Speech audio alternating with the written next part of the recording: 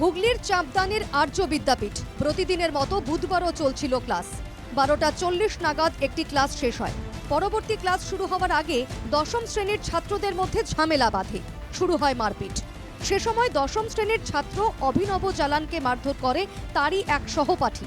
জ্ঞান হারিয়ে মাটিতে লুটিয়ে পড়ে অভিনব। সঙ্গে সঙ্গেই তাকে চাঁপদানি ইএসআই হাসপাতালে নিয়ে যাওয়া হলে চিকিৎসকরা মৃত বলে ঘোষণা করেন।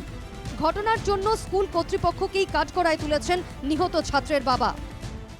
ছেলে বুকে খুব মেরেছে, ও পড়ে গেছে অজ্ঞান হয়ে, নিয়ে এসে এখানে স্কুল যখন চলছিল সেই সময় এই ঝামেলা হয়েছে।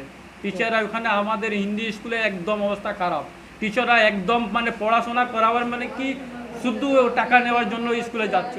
उसको सजा मौत को सजा हमको चाहिए। এই ঘটনায় স্কুলের গাফিলতি মানতে নারাজ প্রধান শিক্ষক। তার আক্ষেপ, চেষ্টা করেও ওই ছাত্রকে বাঁচানো সম্ভব হয়নি।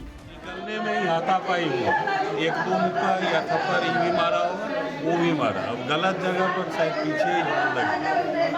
तो जैसे ही हुआ टीचर उसको यहाँ ले आए, लेकिन यहाँ लाने पर डॉक्टर देखने के बाद बोले he was brought declared dead. মারামারি করলো নিজের মধ্যে। আচ্ছা, তখন কি টিচাররা ছিল না? টিচারের তখন বেল লেগেছে, বেরিয়ে তারপরে অন্য টিচার যখন গেল দেখলো মারামারি করছে ওরা। আচ্ছা, ছাত্রের মৃত্যুর খবর ছড়িয়ে পড়তেই স্কুলের সামনে বিক্ষোভ শুরু হয়। অভিযুক্ত ছাত্রের উপযুক্ত শাস্তি না হলে অন্যেরা ভয় পাবে না, বলছেন এলাকার কাউন্সিলর। নিজেদের মধ্যে মারামারি করে এরকম একটা বাচ্চাকে দুষ্ট করে পুরো জান গাবিয়ে দিল। যা যে কেউ এর মধ্যে ভুল করেছে, যে হোক, এদেরকে শাস্তি হোক। ক্লাস চলাকালীন অতর্কিতে এই ঘটনা ঘটেছে, তাই শিক্ষকদের দিকে আঙুল তুলতে নারাজ এলাকার প্রাক্তন কাউন্সিলর। সে দরওয়ান গেটে মেন গেটে ছিল নিচে, আর টিচাররা সব নিজে নিজের ক্লাস করছে। এরা বাথরুমে ওখানে মারামারি করেছে। এরা যখন টিচাররা জানতে পেরেছে, টিচাররা ছুটেছে। আর্য বিদ্যাপীঠের এই ঘটনায় এলাকায় নেমেছে শোকের ছায়া। একমাত্র ছেলেকে হারিয়ে বাকহারা মা বাবা।